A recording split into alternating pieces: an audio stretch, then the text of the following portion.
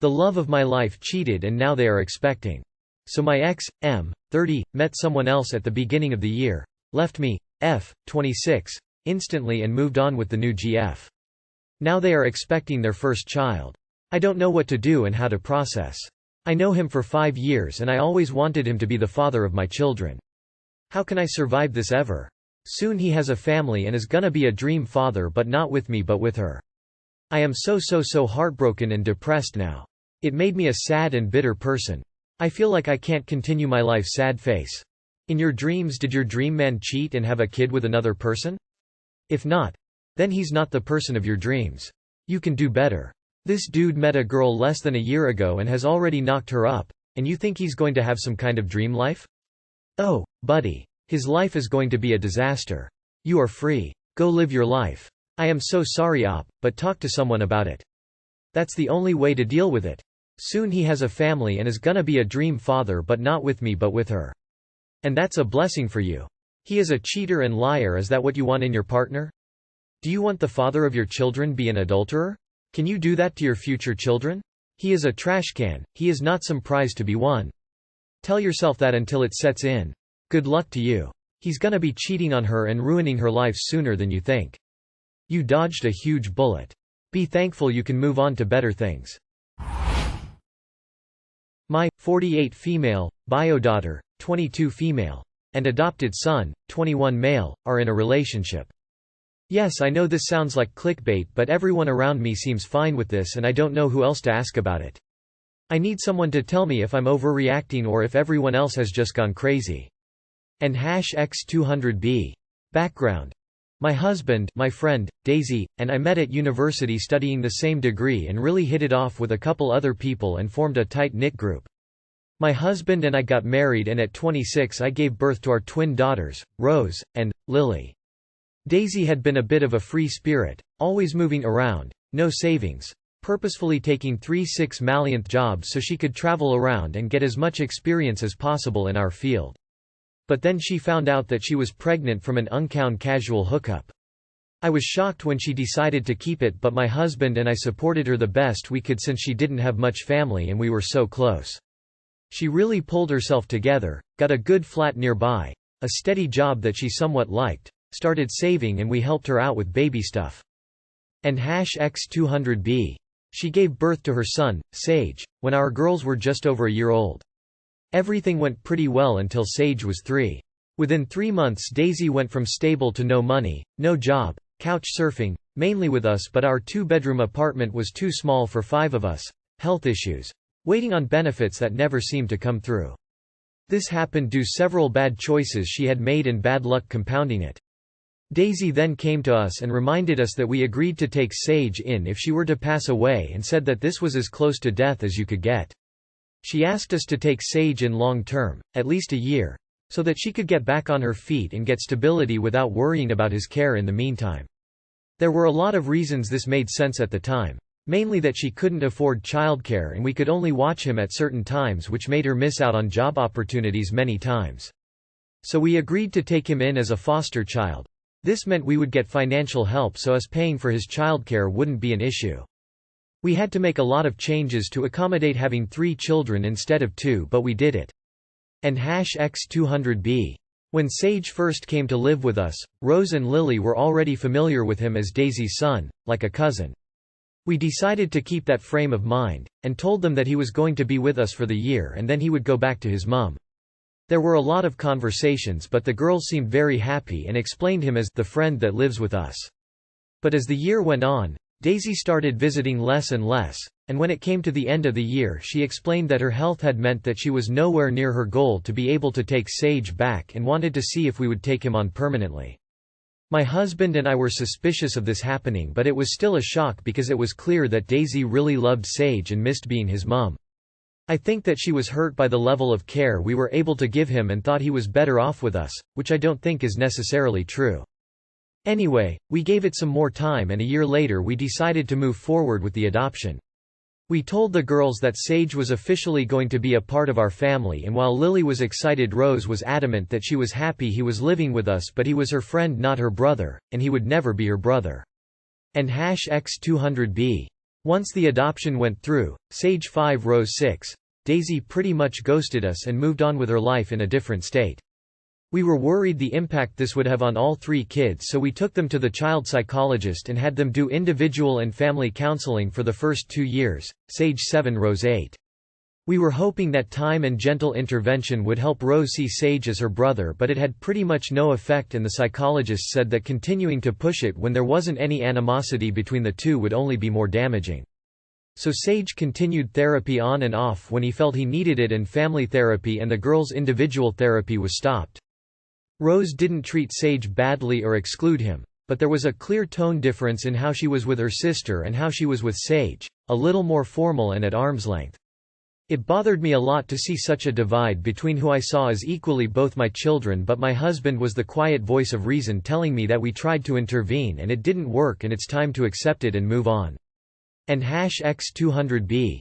As they grew up, Sage worked really hard to skip a grade in high school so he could go to university at the same time as Rose and Lily. Did the HSC at TAFE in 1 year instead of 2 at high school for Aussies reading. All 3 got into their top picks and decided to share a flat in the city together near their different schools. All wanted to do very different things. A few months ago, Lily decided to move in with her girlfriend, and Sage and Rose decided to get a smaller place together an hour away near their new jobs. My husband and I decided to come down and surprise them with some gifts to congratulate them on their new move, job, success. While my husband was parking the car, I went in using the spare key they gave us to put some things inside. They have given me spare keys to all of their places and given me permission to let myself in if they were at work, which I thought they would be given. It was 11 a.m. on a Thursday. Yes, we did tell them we were coming sometime that week, but didn't give a specific time and they didn't ask. And #X200B. As I open the door, the first thing I see is Sage and Rose having sex on the couch. I froze, dropped everything, and then walked outside to where my husband was. He could see something was wrong, but I couldn't speak and just stood there frozen. Rose ran out of the house crying, trying to talk to me, but I couldn't really hear it, and Sage just stood back and didn't really say anything. My husband was trying to calm Rose down but couldn't really understand what was happening. I just needed to get out of that situation, so I started walking away. I've never acted like that in my entire life. Just walked away from someone, not knowing where I was, just walking. Thankfully they didn't follow me and I kept walking till I found the town center. After a couple hours, I started to snap out of it and I called my husband to come and meet me at a coffee shop. When he got there, he made sure I was okay and then asked what happened. When I explained it to him, he froze up, not in shock, but in guilt. I was really confused at first, but after some not so gentle prodding, it turned out he was 80% sure there was something going on between them for a long time, but decided not to investigate as he didn't want to open up that can of worms. I was in shock, but mainly I was angry. How could he keep something like that from me for so long? We are supposed to be a team. I thought we were so good together, but I feel like my trust in him has been broken. I considered just getting the train home and leaving the lot of them so I could think on my own, but he begged me to come and see them because Rose was hysterical and I should at least hear what they have to say. And #X200B. So I went back to their house with my husband and we all sat down together. Rose was sobbing and Sage was comforting her with his arm around her. It was so weird to see them like that, but I promised my husband I would hear them out, so I just asked simple questions and let Sage do all the talking. There was a lot of information, but the basic outline was that Sage noticed that there was some tension between them when he was 13 and he quickly realized that Rose liked him.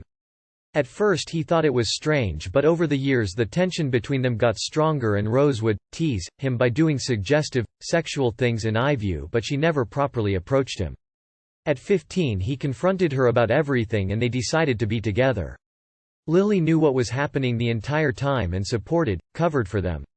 He graduated early so that they could be together and they have been living as a couple ever since. It isn't in me to lash out, so I just thanked them for being honest with me and said I needed time to think about everything.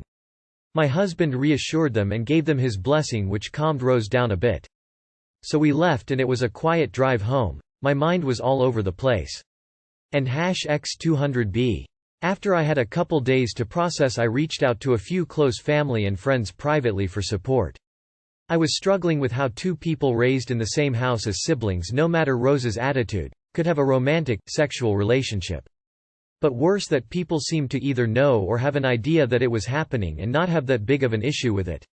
Everyone I spoke pretty much said that it's a bit weird, but they aren't blood related. They're adults now and they aren't hurting anyone, so is it really such a big deal? I expected at least one person to be in shock, but I suspect most of them already knew on some level, like my husband.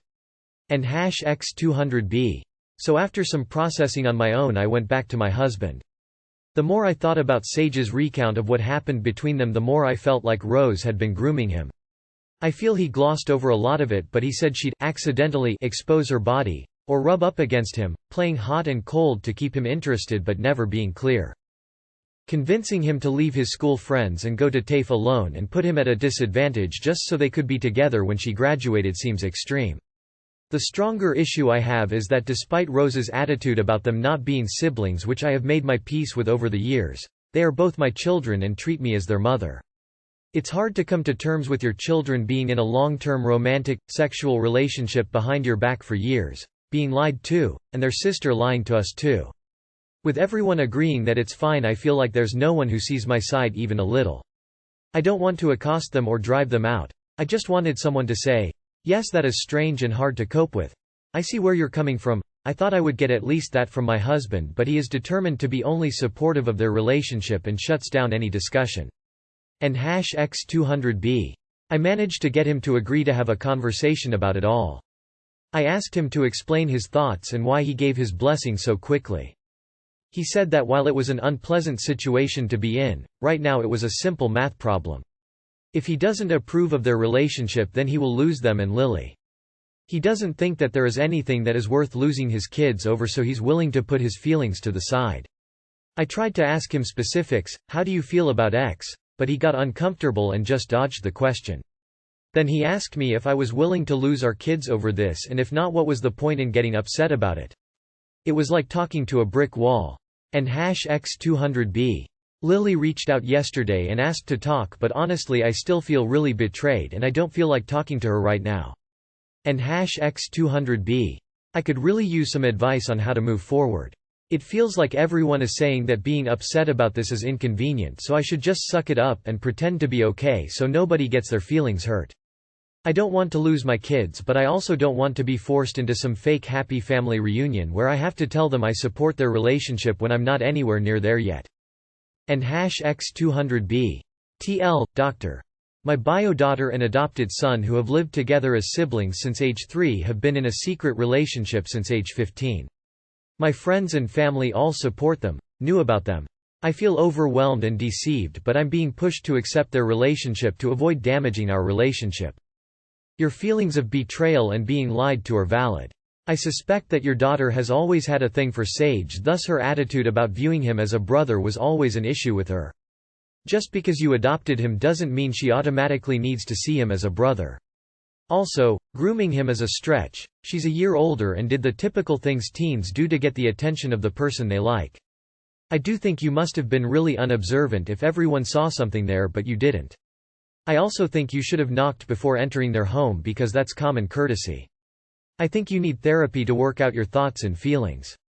But know this, they are together, so you will either need to learn to deal with it or not have a relationship with your kids. My F19 parents, mom, have divorced me, or other words, cut me off. Not really sure what to do now. I'm in college RN and obviously was meant to be coming home for Christmas, but my mother, who owns the house, has explicitly said she is done with me and has released me. So now I can't go back home and they're traveling for Christmas.